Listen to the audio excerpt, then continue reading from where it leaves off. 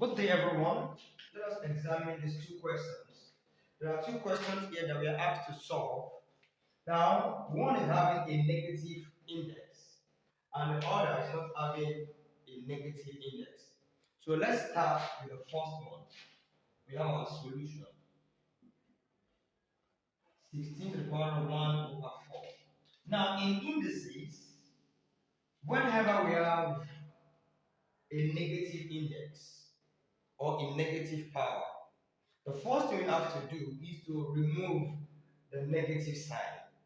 And how do we remove the negative sign? We go to the law of inverse. The law of inverse will mean that if you have a raised to power minus 1, it means 1 over a. And if you have 1 over raised to power minus 1, it means you have your what? Your a. This is what the law of inverse says. So we'll be applying that same law here. So we're going to remove this negative sign by saying you have 1 over 16 raised to power 1 over 4. So this one here has negated this minus sign. And minus times minus will give us plus. Now we can now solve the question here. Now, this is 16. We can use two methods to solve this. So let me use the easier one. So we have 1 over. Now, what can we use to simplify 16 to the lowest form?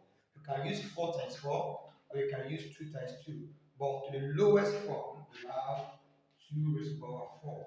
That is, we have 2 times 2 times 2 times 2. 2 times 2 is 4, 4 times 2 is 8, and 8 times 2 is 16. Then we have it as 1 over 4. You can either open our bracket or solve it through. So that means from here you have 1 over 2 raised to the power 4 times 1 over 4. So this 4 will cancel this 4. So we now have 1 over 2 raised to the power 1, which gives us 1 over 2. Now for this. Now let's examine this second one. Now we have 16 raised to the power 1 over 4. Now in this case, there is no negative sign. That means we can solve it straight. Just come here. Now I will use the second method to solve this. The 4 comes here and 1 comes here. We now have 16. Now this means what will you multiply in 4 places that will give us 16? That is 2 times 2 times 2 times 2.